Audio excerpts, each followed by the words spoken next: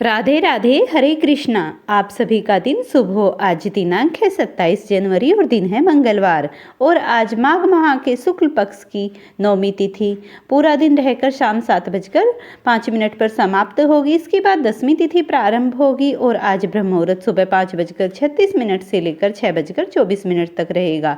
सूर्योदय होगा सुबह के 7:12 पर, सूर्यास्त होगा शाम को 6:06 पर। आज शुभ योग 6:19 तक रहेगा। वाली सीता माता की कथा। श्री राम प्रभु को कहीं बाहर जाना पड़ा।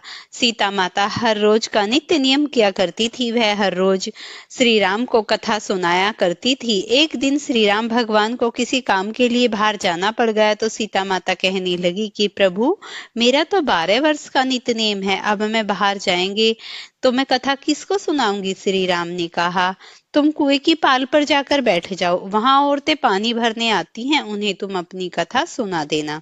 सीता माता कुएं की पाल पर जाकर बैठ जाती है।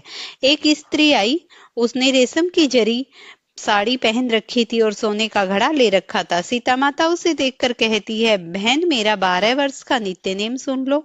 वह स्त्री बोली कि मैं तुम्हारा नित्य नेम सुनूंगी तो मुझे घर जाने में देर हो जाएगी और मेरी सास मुझसे लड़ेगी। उसने कहानी नहीं सुनी और वह ऐसे ही चली गई। उसकी रेशम जरी की साड़ी पट गई, सोने का घड़ा मिट्टी के घड़े में बदल गया। सास ने देखा तो पूछा कि यह किस दोस्त को अपने सर लेकर आई है। बहू ने कहा कि कुएं पर एक औरत बैठी थी, उसने कहानी सुनने के लिए कहा, लेकिन मैंने उसकी कहानी नहीं सुनी। उसी का यह परिणाम हुआ। बहू की बात सुनकर अगले दिन वही साड़ी और घड़ा लेकर सास कुएं की पाल पर गई। सास को वही माता सीता बैठी मिली और माता सीता ने कहा, बहन, मेरी कहानी सुन ले। सास बोली कि एक बार छोड़, मैं तो 4 बार कहानी सुन लूंगी। राम आए, लखन आए, देश के पुजारी आए, नित्य नेम का नेम लाए, राम आओ बैठो राम, तपी रसोई जियो राम, माखन मिश्री खाओ राम, दूध बतासे पायो राम, सूत के पल को माठो राम, साल दुसाला पाठो राम, साल दुसाला ओढ़ो राम, जब बोलूं तब राम ही राम, राम सवारे सबके काम, खाली घर भंडार बड़े भरेंगे, सबका बेड़ा पार करेंगे, जय श्री राम, जय श्री राम। सास बोली कि बहन, कहानी तो बहुत अच्छी लगी। कहानी सुनकर सास चली गई और उसकी साड़ी फिर से जरी की बन गई, मिट्टी का घड़ा फिर से सोने के घड़े में बदल गया। बहू कहने लगी, सासू माँ, आपने ये सब कैसे किया। सास ने कहा कि बहू, तू दोष लगा के आई थी और अब मैं दोष उतार कर आ रही हूँ। बहू ने फिर सास से पूछा कि कुएं वाली स्त्री कौन है। सास बोली कि वे सीता माता थी, वो पुराने को नया कर देती हैं, खाली घर के भंडार भर देती हैं, वह लक्ष्मी जी का वास घर में कर देती हैं, आदमी जो भी हो इच्छा उसे पूरी कर देती हैं। बहू बोली कि ऐसी कहानी मुझे भी सुना दो। सास बोली कि ठीक है, तुम भी सुनो। सास ने कहानी सुनानी प्रारंभ कर दी। राम आए, लखन आए, देश के पुजारी आए, नित्य नेम का नेम लाए, आओ राम बैठो राम, तपी रसोई जियो राम, माखन मिश्री खाओ राम, दूध बतासे पायो राम, सूत के पल को बांटो राम, साल दुसाला पाठो राम, साल दुसाला ओढ़ो राम, जब बोलूं तब राम ही राम, राम सवारे सबके काम, खाली घर भंडार भरेंगे, सबका बेड़ा पार करेंगे, जय श्री राम, जय श्री राम, राम राम जय जय राम। कहानी सुनकर बहू बोली कि कहानी तो बहुत अच्छी लगी। सास ने कहा, ठीक है, इस कहानी को रोज कहा करेंगे। अब सास बहू रोज सवेरे उठती, नहाती धोती और पूजा करने के बाद नित्य नेम की कहानी सीता माता से कहती। एक दिन उसने यहाँ एक पड़ोसन आई और सास बोली कि बहन, जरा सी आंच दे देना। वह पड़ोसन उसकी सास को कहने लगी। वह बोली कि आज तो भी हमने जलाई ही नहीं। पड़ोसन ने कहा, तुम तो सवेरे 4 बजे उठकर क्या कर रही हो फिर। उन्होंने कहा कि सुबह उठकर हम पूजा करते हैं, फिर सीता माता की नित्य नेम की कथा कहते हैं। पड़ोसन ने उसकी बात सुनकर फिर कहा कि सीता माता की कहानी कहने से तुम्हें क्या मिला। वो बोली कि इनकी कहानी कहने से घर में भंडार भर गए, सारे काम सिद्ध हो गए, मन की इच्छा पूरी हो गई। पड़ोसन कहती है, फिर तो ठीक है बहन, इस कथा को मैं भी कहूंगी। वह बोली, ठीक है, तुम भी इस कहानी को सुन लो। सास कहानी सुनाने लगी। आए राम लखन आए, देश के पुजारी आए, नित्य नेम का नेम लाओ, आओ राम बैठो राम, तपी रसोई जियो राम, माखन मिश्री खाओ राम, दूध बतासे पायो राम, सूत के पलको माठो राम, साल दुसाला पाठो राम, साल दुसाला ओढ़ो राम, जब बोलूं तब राम ही राम, राम सवारे सबके काम, खाली घर भंडार भरेंगे, सबका बेड़ा पार करेंगे, जय सिया राम, जय सिया राम, जय जय राम। सारी कहानी सुनने के बाद पड़ोसन कहने लगी, बहन कहानी तो बहुत अच्छी लगी। अब वह पड़ोसन भी नितनेम सीता माता की कहानी कहने लगी। कहानी कहने से सीता माता ने पड़ोसन के घर में भी भंडार भर दिए। हे सीता माता, जैसे आपने उनके घर में भंडार भरे, वैसे भी आप हमारे घर के भंडार भरना। कहानी सुनने वाले और कहने वाले सबको सुखी जीवन देना, सबकी परेशानियां हरना और सबके जीवन में खुशहाली भर देना। प्रेम से बोलिए जानकी माता की जय। अब आप माघ मास का 19वां अध्याय सुनिए। वह 5 कन्याएं इस प्रकार विलाप करती हुई बहुत देर तक प्रतीक्षा करती हुई बहुत देर तक अपने घर नहीं लौटी। जब घर आई तो उनकी माताओं ने कहा, तुमने इतनी देर क्यों कर दी? तब कन्याओं ने कहा कि हम किन्नरियों के साथ क्रीड़ा करती हुई सरोवर पर थी। और वह कहने लगी, आज हम थक गई ही हैं, और जाकर लेट गई। वशिष्ठ जी कहते हैं कि इस प्रकार आशय को छुपाकर, सच को छुपाकर वह विरह की भारी पड़ गई और इसी तरह से वे मरती रही। घर में आकर किसी प्रकार की कोई कीड़ा नहीं की। वह रात्रि उनको एक युग के समान बीती। सूर्य नारायण के उदय होते ही अगले दिन वह अपने आप को जीवित मानती हुई माताओं की आज्ञा लेकर गौरी पूजन करने गई। कन्याएं वहां जाने लगी। उसी समय वह ब्राह्मण भी स्नान करने के लिए सरोवर पर आया। उसके आने पर कन्याओं ने वह किया जैसे कामलनी प्रातः काल सूर्योदय को देखकर कहती है। उनको देखकर उन कन्याओं के नेत्र खुल गए और वे ब्रह्मचारिणी के पास चली गई। आपस में एक दूसरे का हाथ पकड़कर चारों तरफ से उसको घेर लिया। फिर कहने लगी, मूर्ख, उस दिन तो तू भाग गया था, लेकिन आज नहीं भाग सकता। हम लोगों ने तुमको घेर लिया है। ऐसे वचन सुनकर बहुपास में बंधे हुए ब्राह्मण ने मुस्कुराकर कहा, तुमने जो कुछ कहा वह सो ठीक है, परंतु मैं अभी विद्याभ्यास और ब्रह्मचारी हूँ। गुरुकुल में मेरा विद्याभ्यास पूरा नहीं हुआ है।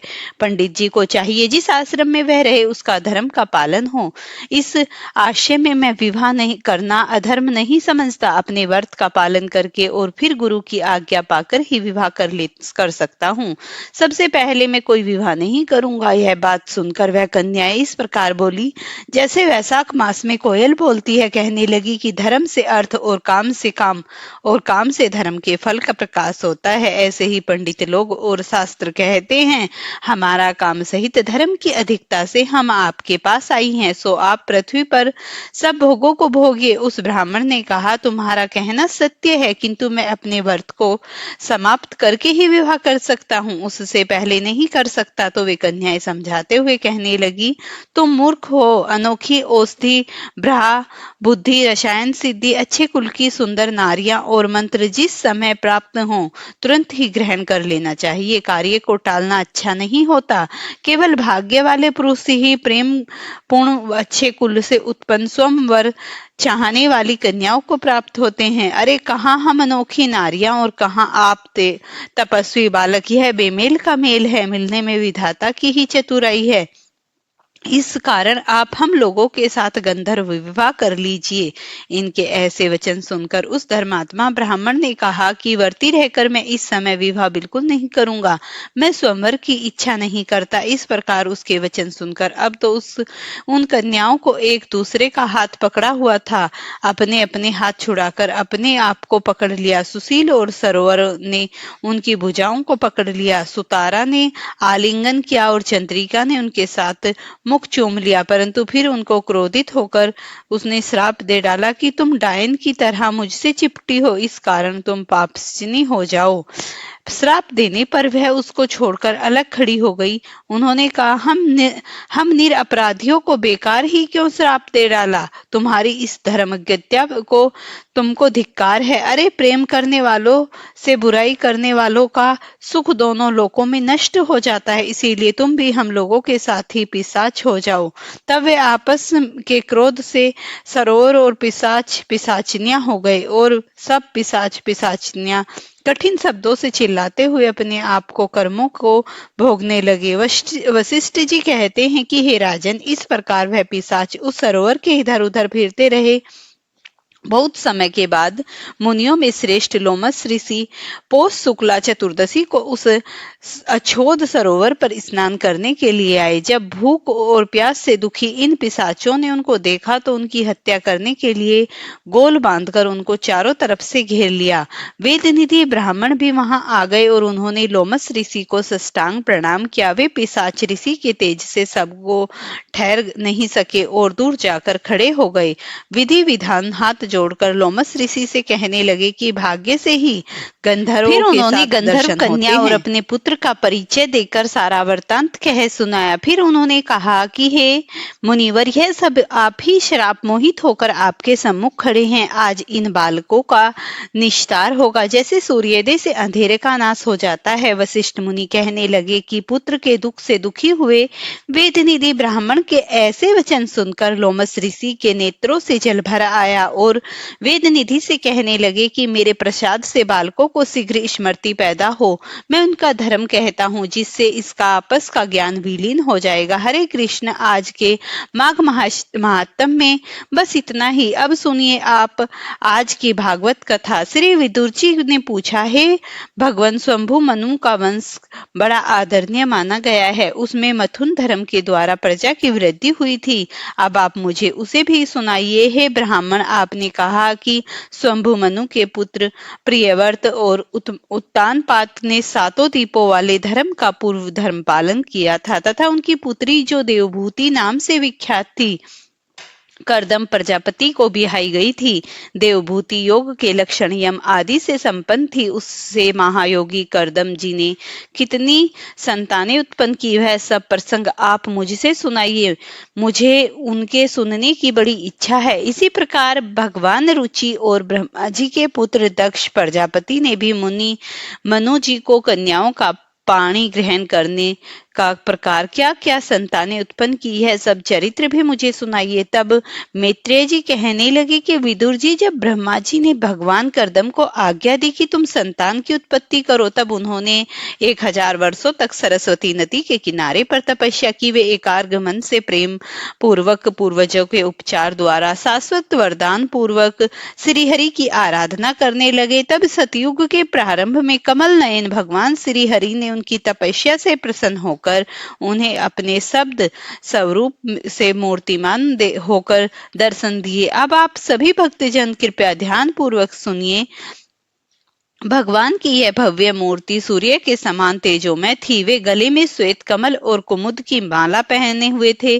कमल नीली चिकनी अलकावली से सुशोभित थे। निर्मल वस्त्र धारण किए हुए थे। फिर छिलमिलाता हुआ स्वर्णमय मुकुट, कानों में जगमगाते हुए कुंडल और कर्ण कमलों में शंख चक्र गदा आदि आयुष्ट विराजमान थे। उनके एक हाथ में कीड़ा के लिए श्वेत कमल शोभित था। प्रभु के वचन मुस्कान भरी चितवन मन की चतुराई लेती थी। उनके चरण कमल गरुड़ जी के कंधों पर विराजमान थे तथा वक्ष स्थल श्री लक्ष्मी जी और कंठ में कस्तुभ्य मणि सुशोभित थे। प्रभु की इस आकाश स्थित मनोहर मूर्ति का दर्शन करके कर्दम जी को बड़ा हर्ष हुआ और मानो उनकी मनोकामनाएं पूर्ण हो गई। उन्होंने साध हृदय से पृथ्वी पर सर टेक कर भगवान को साष्टांग प्रणाम किया और फिर प्रेम प्रवण मन से हाथ जोड़कर मधुवन वाणी से वे उनकी स्तुति करने लगे। कर्दम जी कहने लगे, हे स्तुति करने योग्य परमेश्वर, आप संपूर्ण सतयुग के आधार हैं।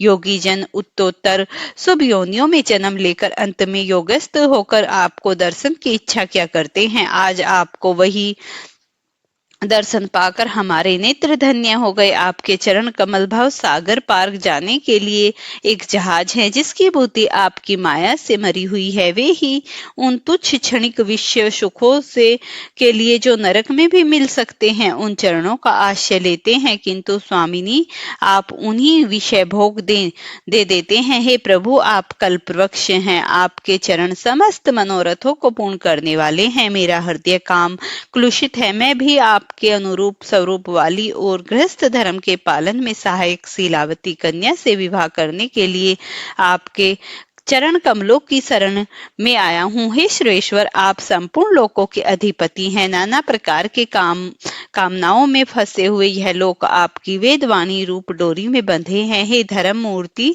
उसी का अनुगम करता हुआ मैं भी काल रूप आपको पालन कर रूप में उपहार समर्पित करता हूँ। हे प्रभु, आपके भक्त विषाक्त लोगों और उन्हीं के मार्ग का अनुसरण करने वाले जैसे कर्मजड़ पशुओं को कुछ भी नहीं गिनाकर उनके चरणों की छत्र छाया में ही आश्रय लेते हैं, उसी प्रकार मैं आपके गुणगान मानद सुधा का ही पान करके आपकी सुधा पिशाच आदि देह को शांत करते हैं। हे प्रभु, यह कालचक्र बड़ा ही प्रबल है, साक्षात आप ही इसके घुमाने की धुरी हैं।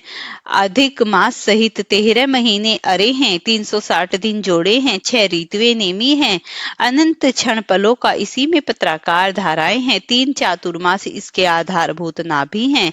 यह अत्यंत वेगवान समंत सरोवर रूप कालचक्र चराधर जगत की आयु का छेदन करता हुआ घूमता ही रहता है, किंतु आपके भक्तों की आयु का हास नहीं कर सकता। हे भगवान, जिस प्रकार मकड़ी स्वयं ही अपने जाल में फंसा लेती है और उसकी रक्षा करती है, अंत में उसे ही निकल जाती है, उसी प्रकार आप अकेले ही जगत की रचना करने के लिए आपने ही अनभिज्ञ आपने ही माया योग से स्वीकार कर उसे ही अभिव्यक्त की है। आप सत्यवादी शक्तियों द्वारा स्वयं ही इस जगत की रचना, पालन और संहार करते हैं। हे प्रभु, समय आने पर हमें उसी तुलसी माला मंडित माया से परिचिन भी दिखाई देने वाले सगुण रूपी से दर्शन दिया करते हैं। आप हम भक्तों को शब्द विलित विषय सुख प्रदान करते हैं। वह माया के कारण यद्यपि आपको पसंद नहीं करते, फिर भी परिहास में हमारा शुभ करने के लिए आप ही हमें प्राप्त हों। हे नाथ, आप स्वरूप में निष्क्रिय होने पर भी माया के द्वारा संसार का व्यवहार चलाने वाले हैं,